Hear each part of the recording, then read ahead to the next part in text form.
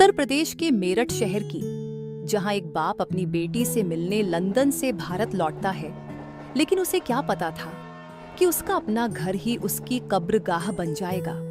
बहुत ही लंबे सफर के बाद सौरभ अपने घर के दरवाजे पर पहुंचता है। अरे सौरभ, तुम सच में आ गए। मैं तो मान ही नहीं पा रही थी कि तुम इतने दिन बाद अचानक लौट आओगे। तुम्हें देखकर ऐसा लग रहा है जैसे मेरी सारी थकान एक पल में उड़ गई हो। अरे भला आता कैसे नहीं। आज तो मेरी लाडली बेटी का जन्मदिन है। भले ही दुनिया का कोई काम कितना भी बड़ा क्यों ना हो, लेकिन मेरी नन्ही परी की मुस्कान से बड़ा कुछ नहीं हो सकता। मैं तो बस उसकी आंखों में वो चमक देखना चाहता हूँ जो उसके चेहरे पर हर साल इसी दिन आती है। सौरभ की आंखों में चमक थी। अपनी बेटी से मिलने के लिए एक पिता की ममता झलक रही थी। वो सीधे अपनी बेटी की ओर बढ़ता है और अपनी बेटी के पास जाकर कहता है, कैसी है मेरी बच्ची? क्या मुझसे नाराज हो कि इतने दिन बाद आया हूं? देखो ना, तुम्हारे बिना तो मेरा एक एक दिन अधूरा लगता है। आज तुम्हारा स्पेशल दिन है और तुम्हारे पापा का भी, क्योंकि जिस दिन तुम आई थी उसी दिन से मेरी दुनिया पूरी हुई थी। मैं बिल्कुल ठीक हूँ पापा। आपको देखकर तो मेरी सारी थकान और उदासी एक पल में उड़ गई। आप जब होते हैं तो सब कुछ अच्छा लगता है। देखो, आज तुम्हारा बर्थडे है ना, तो मैं लंदन से तुम्हारे लिए ढेर सारा गिफ्ट और खिलौना लेके आया हूँ। हर एक चीज सोच समझ कर चुनी है, ताकि मेरी गुड़िया को देखकर लगे कि पापा को सब याद है। सच में पापा, आप सबसे अच्छे हो। कोई भी गिफ्ट आपके जैसा नहीं हो सकता। आपके आने से ही मेरा बर्थडे खास बन जाता है। हाँ बेटा, सबसे अच्छे सिर्फ तुम्हारे लिए। और बताओ बेटा, पढ़ाई कैसी चल रही है? टीचर कुछ कहती तो नहीं? कोई तंग तो नहीं करता? तुम्हारा हर सपना सच्चा हो, बस इसी के लिए तो पापा इतनी मेहनत कर रहे हैं। बिल्कुल ठीक चल रही है पापा। पढ़ाई भी अच्छी चल रही है और मैंने आपकी दी हुई पेंसिल से ही होमवर्क पूरा किया है। मैं आपकी गुड़िया हूँ ना, आपको कभी निराश नहीं करूँगी। अरे, आप दोनों बातें बाद में करना। फिलहाल आप इतनी दूर से आए हो, लंबा सफर तय करके जरूर थक गए होंगे। थोड़ा बैठिए, अपनी सांसें समेटिए। मैं आपके लिए अभी ठंडा पानी लेकर आती हूँ। लेकिन मुस्कान का चेहरा सिर्फ बाहर से मुस्कुरा रहा था। अंदर ही अंदर वो किसी और ही सोच में डूबी थी। जैसे ही वो रसोई में पहुंची, उसका असली चेहरा सामने आया। उसने मोबाइल उठाया और एक नंबर डायल किया, और वो नंबर मुस्कान के आसिक साहिल का था। हाँ बेबी, बोलो, कैसी हो? सब ठीक है ना वहाँ? तू ठीक तो है ना? बोलना क्या है, मेरा पति, मेरा बोझ घर आ गया है। अब सुन ध्यान से, तू वो बेहोशी वाली दवा लेकर मेरे घर के बाहर जल्दी आ जा। देर मत करना, समझा ना? जैसे ही मौका मिलेगा, जैसे ही ये अकेला पड़ेगा, हम इसका खेल खत्म कर देंगे, हमेशा के लिए। बस बेबी, 2 मिनट में लेकर आया। वैसे भी तुझसे किया हुआ वादा कभी अधूरा छोड़ा है क्या?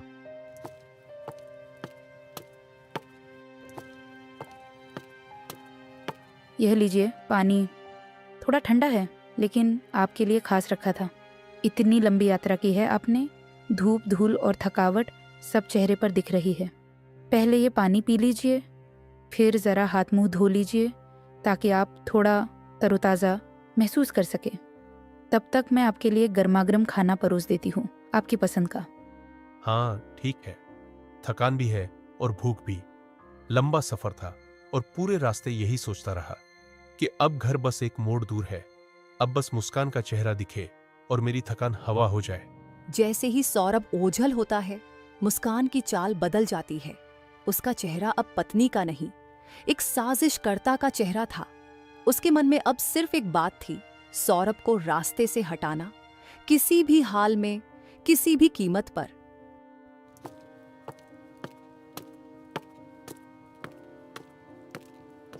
मुस्कान घर से बाहर तेजी से निकलती है। गली में जाकर बेचैनी से इधर उधर देखती है। अरे कहाँ रह गया ये साहिल? मैं कब से इंतज़ार कर रही हूँ उसका। घड़ी की हर टिक टिक से बेचैनी बढ़ती जा रही है। कितनी देर हो गई, अब तक आया क्यों नहीं? हर मिनट में लगता है जैसे सब कुछ फिसल जाएगा हाथ से।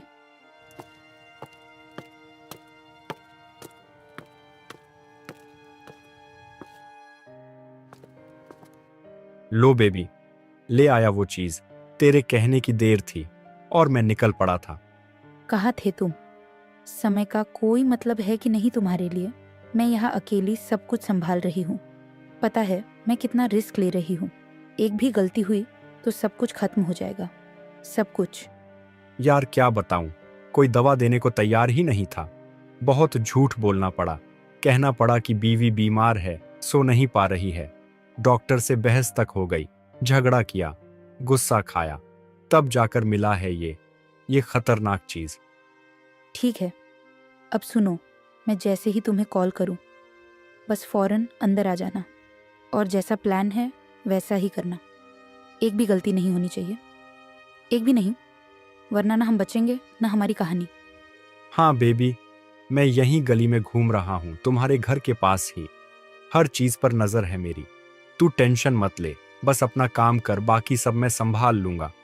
मुस्कान मुड़ती है और घर की ओर बढ़ती है, लेकिन इस बातचीत का गवाह कोई और भी था। लेकिन जो चीज ये दोनों भूल गए थे वो था पड़ोसी राम बाबू, जो खिड़की के पीछे से इनकी हरकतें चुपचाप देख रहा था।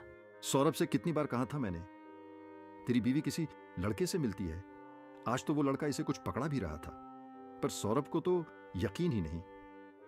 कभी कभी जो लोग हमारी परवाह करते हैं हम उन्हें ही नजरअंदाज कर देते हैं और फिर चुकानी पड़ती है बड़ी कीमत।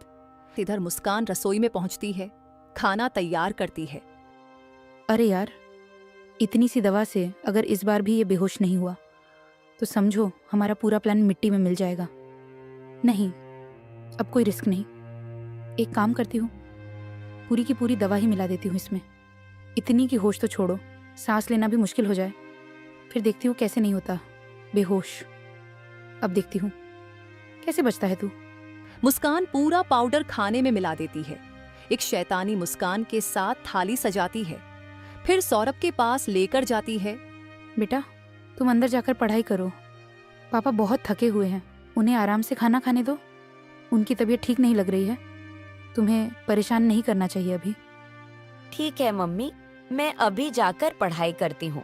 जैसे आपने कहा, पापा को आराम चाहिए। बेटी चली जाती है। सौरभ थाली की ओर देखता है और खुश हो उठता है। अरे वाह मुस्कान, मेरी पसंद की खीर। तुम तो आज भी वैसे ही सब याद रखती हो जैसे पहले दिन रखा करती थी। कितनी अच्छी खुशबू है, भूख और बढ़ा दी तुमने। सच में ये खीर नहीं, तुम्हारा प्यार है जो हर बार मुझे खींच लाता है। हाँ हाँ, सब कुछ तुम्हारी पसंद का ही बनाया है मैंने। तुम्हारे पसंद की दाल, वो आलू की सब्जी, जैसी तुम्हें बचपन से पसंद रही है। बस खा लो और थोड़ा मुस्कुरा दो। बहुत बहुत धन्यवाद मुस्कान, तुम मेरा कितना ख्याल रखती हो। मैं सच में बहुत भाग्यशाली हूं कि मुझे तुम्हारी जैसी जीवन साथी मिली। भगवान करे हर किसी को तुम्हारे जैसी पत्नी मिले, जो न सिर्फ स्वादिष्ट खाना बनाना जानती हो बल्कि दिल से प्यार भी करती हो। हाँ हाँ, अब जल्दी से खा लो वरना ठंडा हो जाएगा और फिर तुम कहोगे कि स्वाद चला गया। सौरभ खाना खाने लगता है।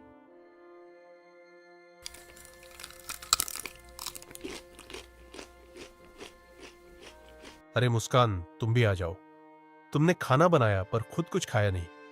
बैठो ना मेरे पास, एक साथ खाना खाते हैं जैसे पहले खाते थे, याद है ना? ना नहीं, मैंने तो खा लिया। मैं तो बस चाहती हूँ कि तुम आराम से खाओ। सौरभ दोबारा खाने में लग जाता है।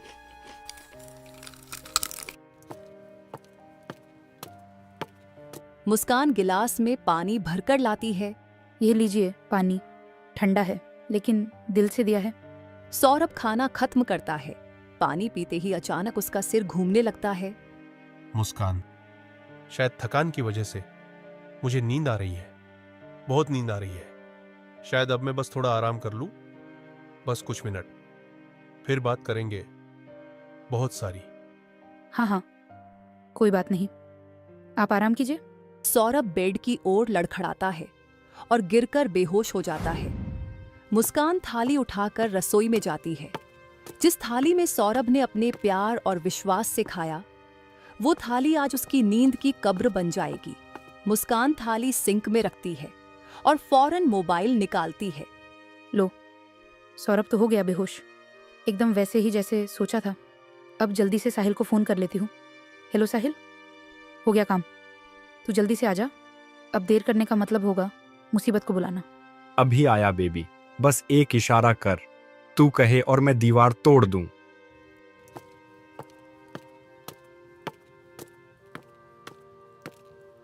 कुछ ही मिनटों में साहिल घर के पिछवाड़े से अंदर घुसता है। मुस्कान से फुसफुसाकर बोलता है, बेहोश तो हो गया ना? हाँ हाँ, हो गया।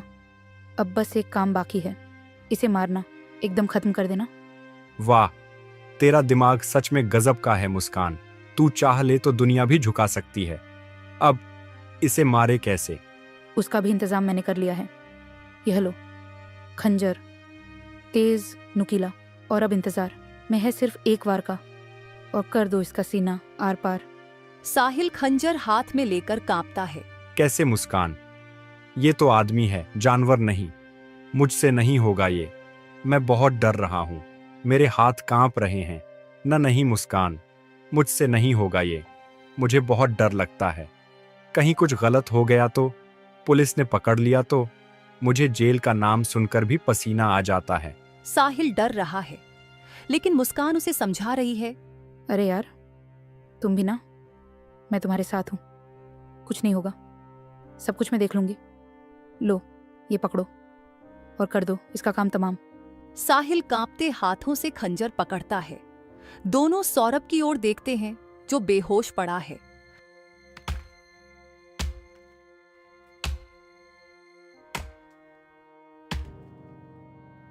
अगले ही पल खंजर की चमक लहू से गीली हो जाती है।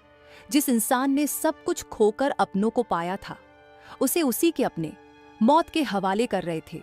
पर शायद किस्मत अभी पूरी कहानी कहने को बाकी थी। जैसे ही खंजर सौरभ के सीने में उतरता है, पीछे से एक चीख सुनाई देती है, पापा। मुस्कान और साहिल दोनों चौंक कर पीछे मुड़ते हैं। बेटी कमरे के कोने में खड़ी कांप रही होती है। अब क्या करें मुस्कान? ये तो सब देख चुकी है। उसकी आंखों में डर नहीं, सवाल है। अगर किसी से बोल दिया तो हमारा पूरा प्लान मिट्टी में मिल जाएगा। चुप रहो, मैं देखती हूँ, कोई शक न कर ले। अब हम एक कदम भी पीछे नहीं हट सकते। वो बेटी के पास जाती है, उसे कंधों से पकड़कर झकझोरती है। अगर तुमने किसी को कुछ बताया ना, तो तुम्हारा हाल भी तुम्हारे पापा जैसा कर दूंगी, समझी? ये मेरा घर है और यहाँ वही होगा जो मैं चाहती हूँ। नहीं मम्मी, मैं किसी को कुछ नहीं बताऊंगी। प्लीज मम्मी, मत मारो मुझे। मैं बहुत डर रही हूँ। मैंने कुछ नहीं सुना, कुछ नहीं देखा। बस मुझे माफ कर दो मम्मी। मैं कुछ नहीं बोलूंगी, किसी से नहीं। बेटी फूट फूट कर रोने लगती है।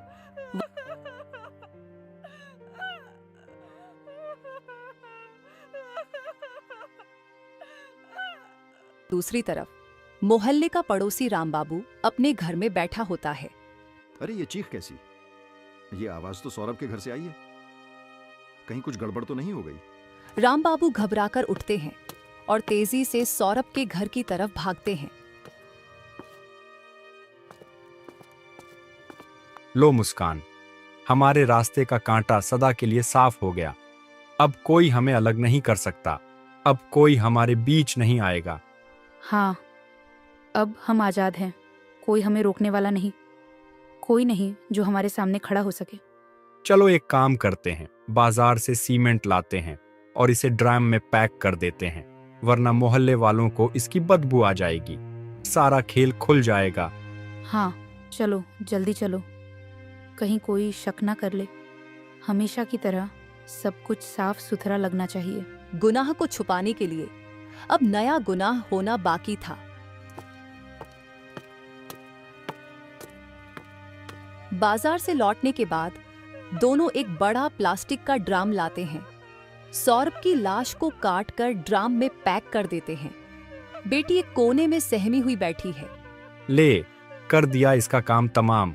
पूरे 15 टुकड़े करके डाल दिए इस ड्राम में। अब तो भगवान भी इसे खोज नहीं पाएगा। किसी को अब भनक तक नहीं लगेगी, न पुलिस न पड़ोसी, सब कुछ खत्म। हाँ, अब न सौरभ है न उसकी परछाई। अब बस मैं हूँ और मेरी आज़ादी